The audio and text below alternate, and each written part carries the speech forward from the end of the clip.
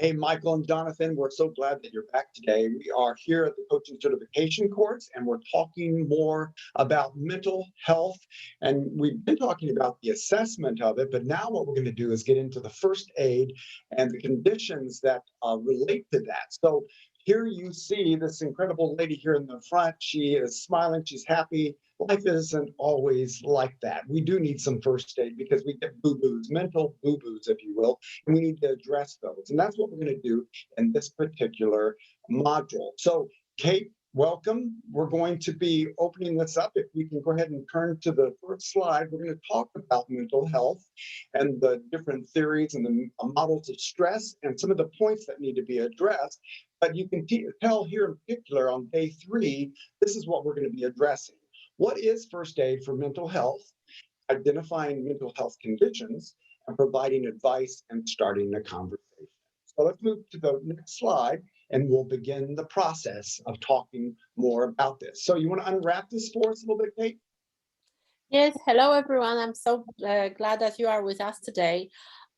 Today we're talking about actually mental health assessment and how it impacts our well-being, and especially if you feel that someone, is it coworker, member, your client, or someone you know feels that they need some support, you have to understand how to assess them and how to make the right choices. There is a ripple effect because mental health assess how we react. If we have in a ill mental health, it affects us, it affects our family, community, and it ripples throughout. So we have to concentrate how to ourselves be well. So we have to assess as ourselves. We have to also, if you have clients, you have to ask about their family, friends, and colleagues. Probably there are maybe relational issues you as well. If there is a mental health issue, it will affect their family, friends, and colleagues, learning, education, work, employment, and every single day. And this is something which we will be assessing today. Yeah, so it's almost like that metaphoric pebble that's been thrown across the pond. Pardon the pun, because I'm speaking to Kate all the way to London across the pond, if you will. And I know Michael got my joke, if anything, right? So we are going to have that ripple effect, of course, because it's going to affect yourself. And at the epicenter of who you are, it affects everything around you, everybody around you, if you're not careful. So you want to be cognizant of how you're showing up and how your client is showing up in particular. Let's move on to the next slide if we could. Okay, so here is some mental health first aid for you. There's a little bit of a summary. Some of this stuff right here is basically self-explanatory. One does mental health. It's to help you and to give someone developing a mental health problem, experiencing worsening of a mental health problem, or in a mental health crisis.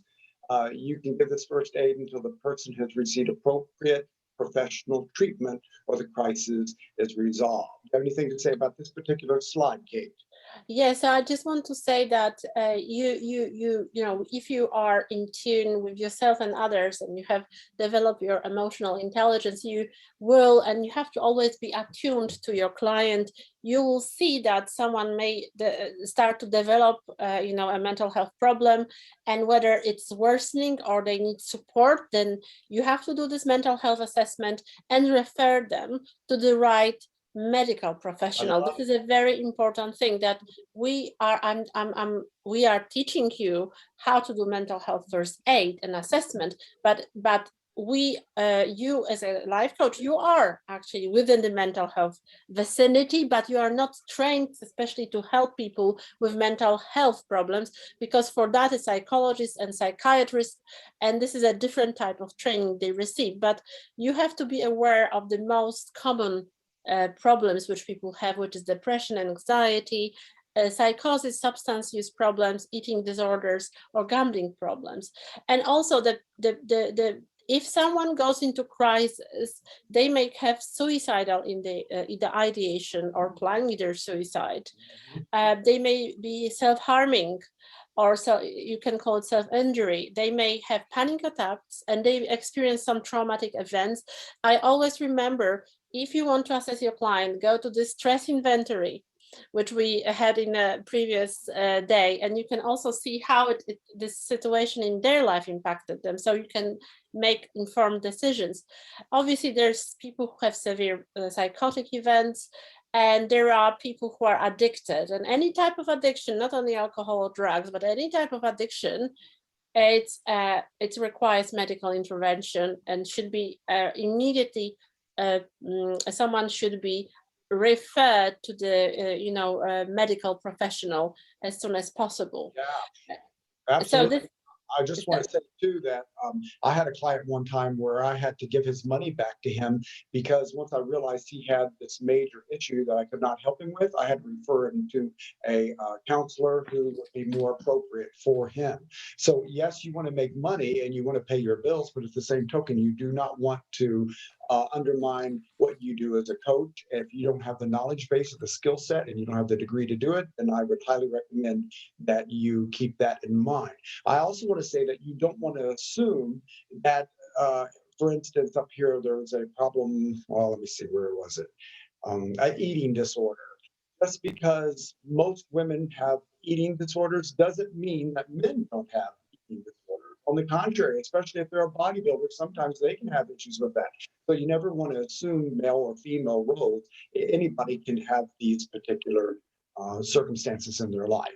With that said, let's move on to the next slide there, John. All right.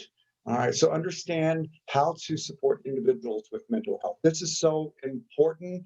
The buddy system, of course, is great here in America. I don't know what you guys call it there in England, but making sure that your buddy is good and taken care of and that you're developing these wonderful relationships and rapport with other people really makes a huge difference. Regardless if you're a coach or not, you want to be supportive of one another. Okay? right, I absolutely agree, and this is so important that you are, and I will come back to the previous slide, that you have to every client you take on, you have to do your risk assessment with them and see whether they are in risk of suicide or harm. You have to never listen judgmentally. You have to give them reassurance and information and encourage person to get appropriate professional help, and also encourage self-help strategies. So even if you do not continue with your client, these are your duties as a mental health first aider. And that's why I want you to understand that you have to have this knowledge. This is knowledge which every person who deals with another person actually should have.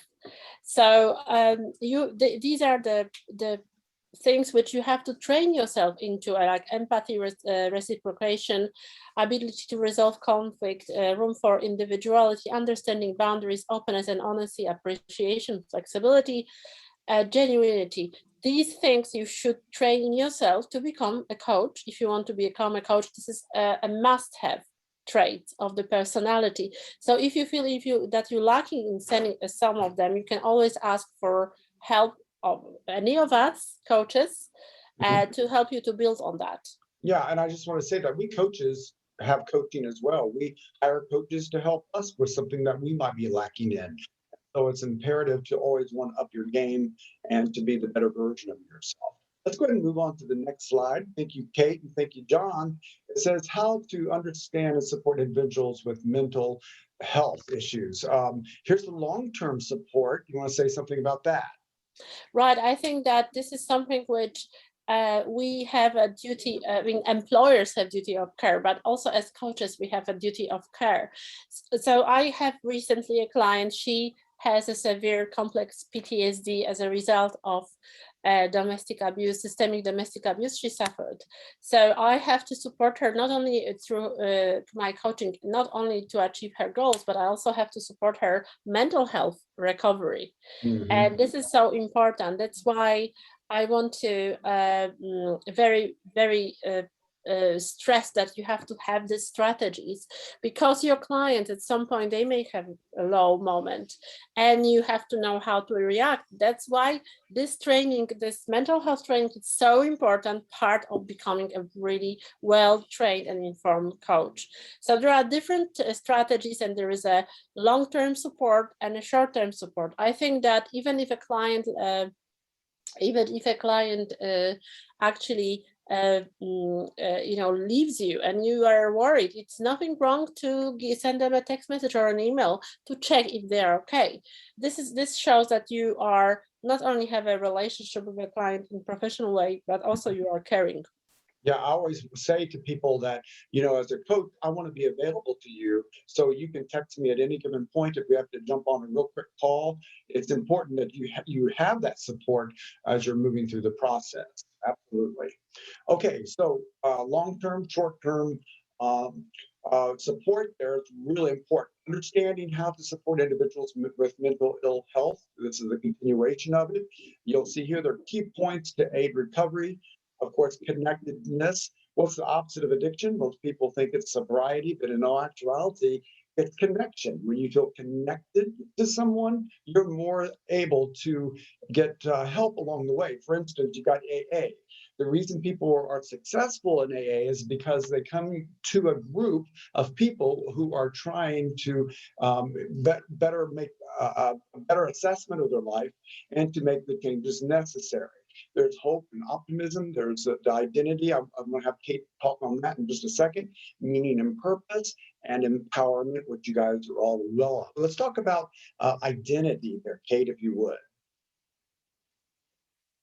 She's muted. We're going to unmute her. I think that it's very important that we that even if you have what I'm trying to say, that even if you have you do coaching, and you know that your client is supported by therapists, you still have to work in hand, even not being with the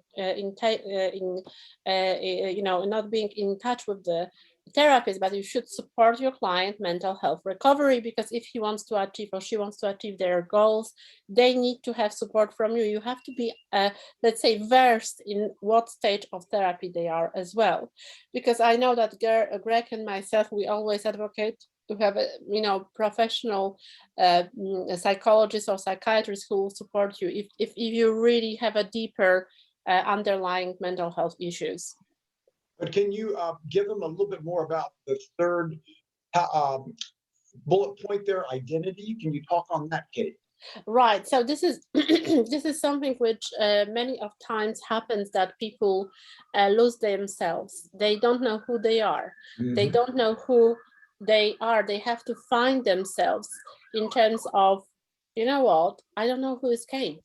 I've lost sight of her because I've been doing this and that, and I've been pursuing my career, or I was a stay-at-home mom or dad, or and I just don't know who I am, and my relationship ended, and now I'm sitting here all alone and I have no idea who I am. Right. And suddenly you have to ask yourself questions: who you are, what are your wants, what are your ambitions? And this is something which we coaches should support identity of our clients. Or someone says, okay, I actually suddenly realize that I'm gay.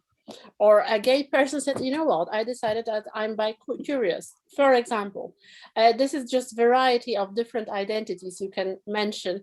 It's mm-hmm. about that supporting people in the right way, in the open-ended questions, to find they will have all the answers within themselves, but the identity of them, they have to find for themselves, and we are there to support them. Yes, and like I always say, what's the number one thing you can do as a coach is, number one, listen.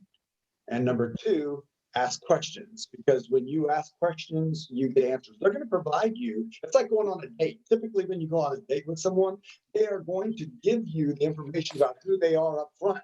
But 9 times out of 10, we gloss over that material or that information that they've given us because we're so infatuated by them, or because we might be desperate because we want a relationship and we didn't hear them because we were so excited that, hey, someone's paying attention to me, someone loves me.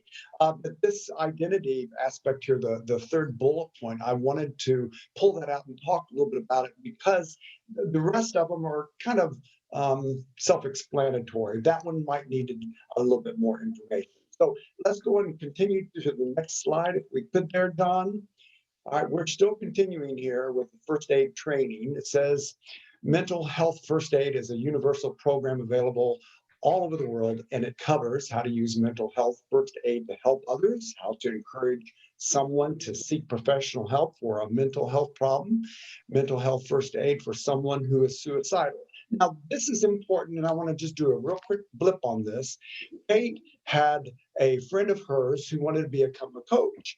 And we'll make a long story short, but what had happened is she didn't want to get certified, and Coach Kate said, "Well, you need to be certified because you need that in order to prove that you are a coach, and you need to be accredited." Well, she didn't listen, and she befriended this guy and was giving him advice and information, and the guy ended up committing suicide.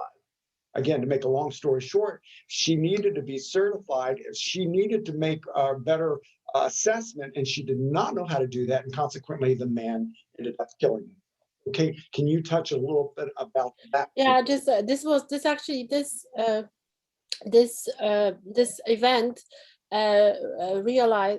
made me aware, because I have my mental health first aid training a few years ago, and I always believe that this is part of my education, despite it is not obligatory or not compulsory in any way. But I realized that it's a compulsory element, and this was a turning point. February last year, it was a turning point that I understood that you cannot become a coach without this training. Yeah. Because it's so dangerous, because we're actually talking about people's emotions, and we're talking about people's lives, and someone can be so low that they will actually take their life, and we have to understand how to support them, how to direct them to the right professionals, or even to 999, to that they will be able to call accident and emergency. I said, I don't feel safe, I can harm myself. And I had a situation, I had another client, a man who one day he basically came and he said, "I'm planning my death because my life has no," it was a young guy, he was 30, and he basically said, I have a great job, everything fine. I lost purpose of my life, and I just left my girlfriend. I just don't want to be with anyone. I just want to kill myself. He listened to a lot of hard rock or like a hard rock, heavy metal music, a lot of death, and a lot of like a negativity, and obviously it played on his mind. Plus he was an IT consultant, IT programmer, so add to it, it was obvious that he's creating kind of a tunnel vision for himself. And and I've realized that how can I support him to actually understand that what he sees is not what is the reality, because he created the internal world in his head. He basically was heavily depressed, and therefore he never had a proper he never had a proper assessment, because he was extremely well performing at his work. Because I found out later, I spoke with his parents, and I found out that he was addicted to he had his first computer when he was 4, and he basically spent most of his time inside at home when children were playing. He was just genius computer geek, nerd, but he had no social life. So any problems in the relationship he wasn't equipped with, and that's why he decided that it's too much and he rather kills himself. So I had this knowledge, I have understanding where he comes from, and I made the right referrals for him. Yeah. And his parents especially was extremely grateful. As far as I know, he reconciled with his girlfriend and they get engaged. And if I haven't had this knowledge of mental health first aid, I wouldn't be in absolute, lack of understanding how can I deal with the situation. Yeah. So I just want to show you that, and I can tell you that I'm in UK, in London, but he was in the United States. So this was amazing that I was actually able to reach to his parents, that I was able to contact to his GP, because I contacted his parents gave me the authorization. So I've sent them an email with the description of the symptoms. The GP actually took it very seriously, and he was supported, and he's now happy, young man, and getting married. But what I'm trying to say, you can really save someone's life. Yes. So you can see, guys, that this is extremely vital information here. It may sound like it's easy, but it's not, because you're dealing with people from all over the world and who have different issues. And I have to tell you, I've been contacted by several men who have been wanting to commit suicide. And of course, I can't help them. I don't have that degree in order to be able to provide that information, but I do have enough knowledge base and skill set to say they need help.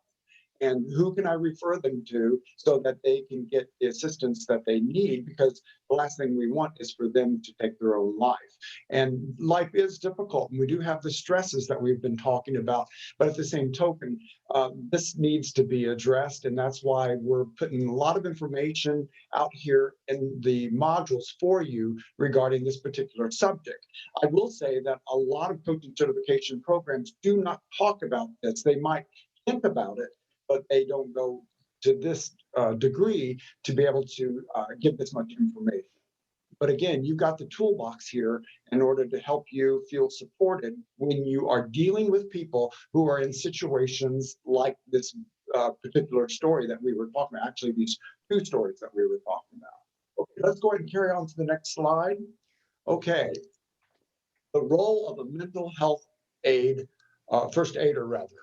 Okay, so here's some of the role that what that entails: identifying early signs and symptoms, talking to individuals to provide support, listening to the individual without judging them. This is really important.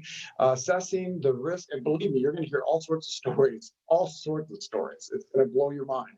Assessing the risk to the individual from their work activities, etc. Encouraging the individual to seek help, contacting emergency services if appropriate, which you potentially could, maintaining appropriate levels of confidentiality, and completing required documentation for the organization, particularly where there is an emergency. You got the list there, so you know what's involved. Let's go ahead and move to the next slide. Okay, so the introduction to mental health assessment still, and you have anything to say here? Yes, I would just say that this is biological as well as so you have to, assess your client's psychological and social well-being. So you have to say whether he has, a safe space to live, or whether he is properly feeding himself and so on. And also you have to understand what stage of life this person is, and whether they had any early traumas in life.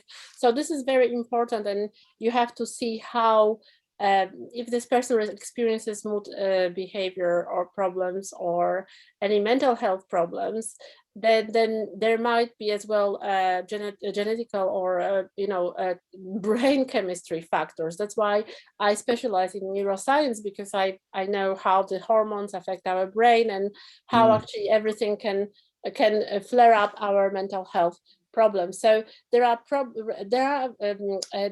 is 2 pages which are very important for you to understand, because you have to ask your clients whether they have any sleep, they have irregularities like sleeping too little or too much, which is usually, or eating too little or too much, which is usually a sign of the depression, pulling away from people, and so on. So some people feel numb. So you will see, and the next page as well, bizarre, unusual thinking, hallucinations. These are the things for the signs. Know the signs. These are the signs you have to look for and ask them. If you see that someone is unwell, it usually shows by their demeanor, how they portray themselves, how they come across. Ask those questions, make notes, and then make a decision how you address that. Yeah, and you'll notice, like, when you get in your car and you got an engine light that comes on, those engine lights come on purpose so that you can take the car to the mechanic to get it looked at so they can dress it. And so when you're making your assessment here, you're like the guy with the computer who's hooking it up to the car to see what's going on. By talking to them and getting information, so you can direct traffic. You might not be able to fix it because maybe you don't specialize in transmissions, let's say. But you can direct traffic to, pardon the pun, to where they need to go. Yeah, so this is the next slide. The next slide we have some tips on what is not helpful, how not to react, because sometimes it's, you cannot be over involved or nagging. You have to give people space to come forward. You cannot be any way hostile or sarcastic, or you denying them to make their own decision and taking matters into my own hands. So this is something extremely important, because we as coaches trying to be very helpful. But there is one thing you cannot, even if someone has suicidal ideation, which is a medical term, if someone has suicidal thoughts or planning, you cannot decide for them. You cannot suddenly say, oh, you're stupid. You have to No. give them space to express why, and you have to understand that this is the least you can do. And also it's extremely important that you do not take it personally if they say, oh, I will, because some people get over involved. So it's also, you have to check it with yourself as a coach, as any therapists or psychologists or psychiatrists do. You have to be very professional. Absolutely. And you cannot prevent someone to take their own life, but you know, because you are not in their head. We have only control over our behaviors and our thoughts. However, you can make sure you can provide as much support as it is possible in the situation. So I'm trying to tell you not to live with guilt if someone decides to take their life, which we obviously don't want. But it's a very important. So this is you have to show respect. You know, you cannot say, oh, you're doing it all wrong. You know, you cannot say, you know, you are wrong because you want to take your life, because it means that you invalidate a person. Yeah, absolutely. And one thing that I want to say too is it's really important for the person to feel their feelings. Even if you realize that you're not going to be the one to help them, they still need to express themselves in the moment, right? So let's say you got someone who's got, they're really emotional about something that took place. Maybe their mom died or their dad died, or maybe they just found out that they were HIV. There's so many reasons why a person would be emotional. In psychology, we have a term called congruence.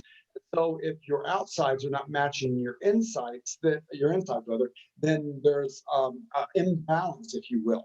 It's important for a person to express themselves outwardly so that it's matching up the inside and the outside. So you allow them to have their feelings and to express themselves. And you want to have them be able to do that in the midst of whatever you are experiencing with that particular client at that particular. Absolutely, I agree with you. And this is so important to validate a person. And I'm always saying that you need to, you know, this is something which, you know, you provide a safe space for them to express themselves. So it's important. And this is what we are coming to the, you know, on the slide 15, we're talking about recovery, how to support the person with recovery. And so being a mental health first aider, it's also you know, supporting person to seek help, and if they have therapists, also you want to help them, and in a way, very practical way, so improve their health and wellness. They need to live a self-directed life. You asked me about identity. They have to find out who they are and what they want to have in their life and how you want them. And we can, as life coaches, we can support them in creating a plan, you know, measurable, time-oriented, you know, little steps that they can make improve their own life, so they can direct their own life, they can control of their life. So, and then also we motivate them to achieve their full potentials. And there are 4 dimensions of recovery, which are the 4 dimensions are virtually the languages of love, I always say, as you know this. Yeah. We're talking about 4, not 5 this time. So it's obviously health.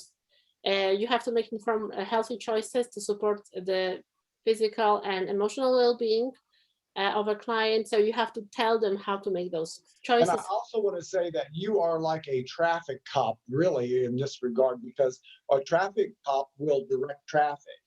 He'll lead you to where you need to be, right? So if he can spot some major issues that you have, he can tell you and direct you which area to go to with a therapist or a counselor. And if he doesn't know, he will find out for you. So understand that's important. If you don't know someone, then you need to do the research and find out in your area or in their area where they can be referred to get the information, the vital information that they need. So, Kate, I've got a question for you that I'd like you to answer for them, because this might pop up along the way. What would you do if you went ahead and took a client and they don't follow through with the homework on a regular basis, and you know that you can help them, but you're trying to do everything that you can to pull this out of them in order to move them from point A, but they don't follow through? So they're procrastinating, or they're not following through on their diet, or whatever the case may be, depending on the type of coach that you are. How would you help them in this particular situation? I will identify their blocks, and I will identify basically what's happening with their in their internal world. What are the, because obviously there must be some a particular situations which happened in the past which keep them that they reacting this way, that they are not able to move on. So you actually need to if they haven't addressed those situations in the past, and I call it traumas or wounds, it means that they may not be aware what actually is happening with them. Mhm. And if you look at the brain, it's a beautiful expression that we have our thinking brain here, but all the past traumas which we haven't addressed are at the back. Let's say, imagine, and there is a huge barrier between, because this is the brain which we show up every day, we wake up, we do our routine, but there might be some barriers which are like chains connected, and they're dragging this brain behind because they do not develop at the same time as this brain, because this brain has no choice. This brain has to wake up every morning. But the past events. Do you refer to the back as the reptilian brain? It's a reptilian brain, and these are also emotional wounds which haven't been healed. So this means that if someone does not apply what they promise to do, or they do not achieve their goals, it must be that some other things haven't been healed, and you have to, and this is what I specialize in, it's emotional trauma recovery. So I actually help them to create a safe space, and I help them to heal these parts that they will start to develop at the same time, and they will stop dragging the everyday the prefrontal cortex, our critical thinking, will not be always blocked by this bad past memories, or even subconsciously. Okay, so that's just a tidbit of information for you guys. I wanted you to have that, because that question will pop up for you along the way. Trust me.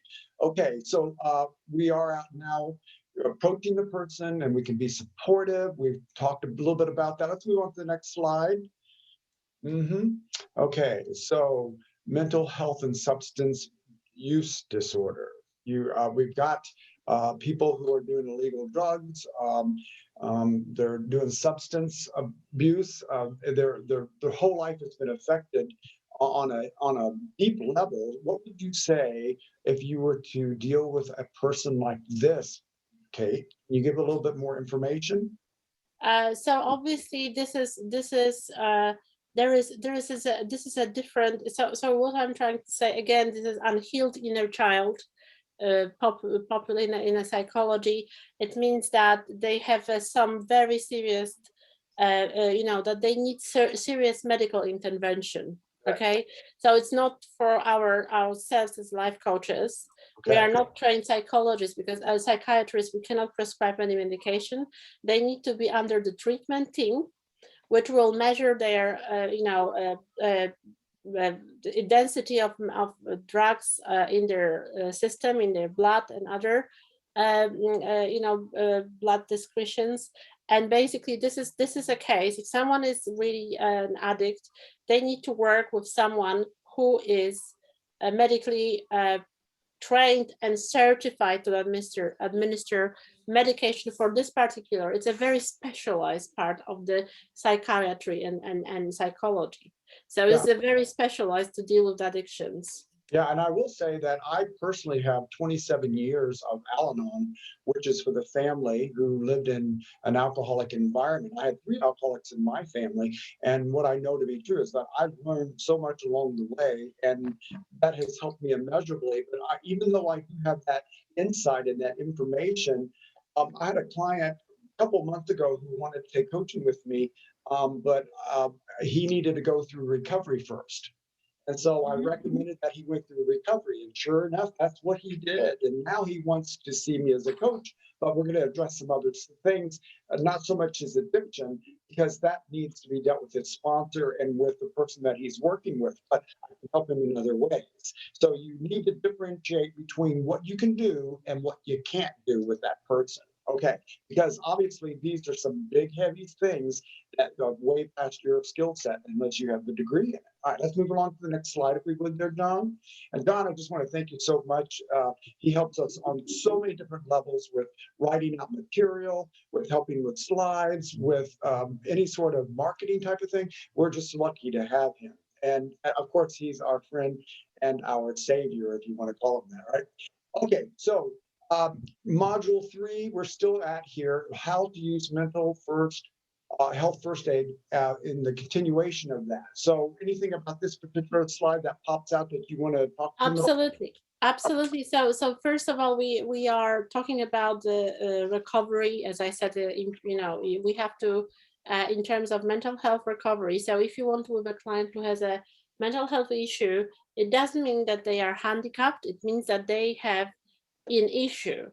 But if they have support of the psychologist or psychiatrist, it means that they're dealing with it, and we can actually step in as long as they are intellectually able to have a clear and conversation with us. Because if someone is dissociating or have a very severe psychosis, you cannot take such a client because they are still in the early stages of their mental health, let's say, recovery. So it's very important that we take clients only who are on they have aptitude of intellectual and emotional openness, that they are able to follow the our guidance, and they follow the support, and we are able to support them.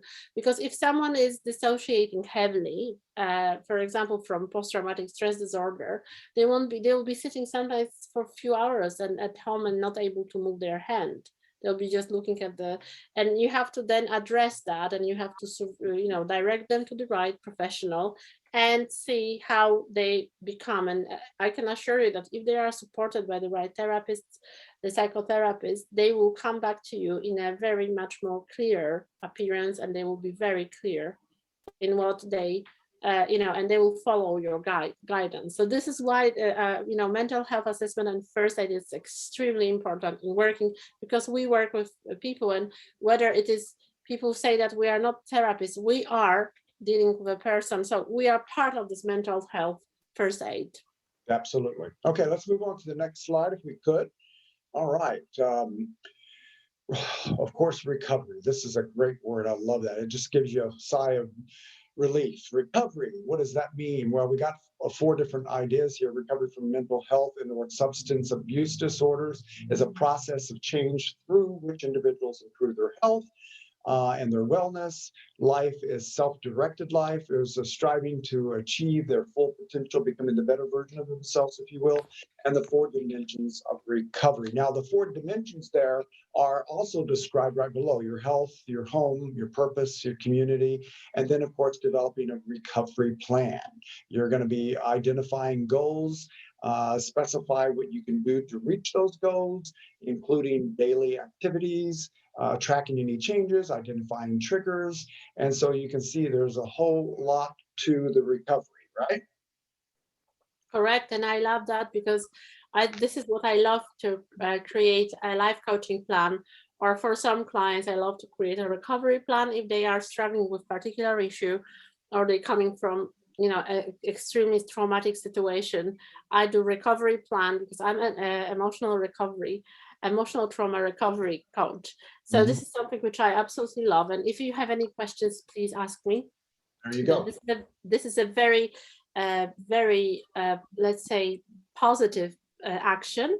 And remember, we are there to support them. We are not there to direct them, because we spoke that we are not directors, we are not mentors, we are life coaches. So life coaches support them because they have to find all the skills within themselves and follow through. That's right. And the key is to try to get them to follow through. You can lead them to the water, you're doing everything you can to try to get them to drink. But you really can't control it because number one, you're going to be dealing with people from across the pond. They're going to be from another country sometimes. But you do everything that you can to use your skill set in order to help them. And you want to devise a plan, program, or some sort of recovery aspect that you can come up with in order to make a huge change in their life. And I'll tell you what, the most rewarding part about being a coach is knowing that you have made an impact in their life.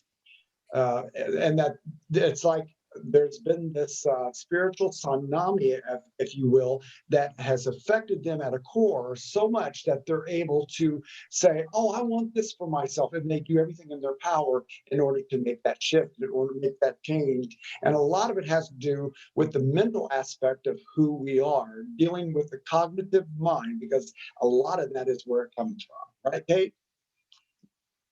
Absolutely, I agree with you.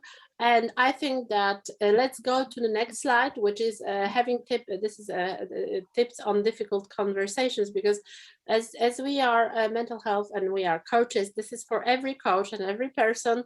You don't need to have a coach to be a coach to have these tips, but it's important that you understand how to actively listen. So you have to make sure that your client feels comfortable and feels safe, right?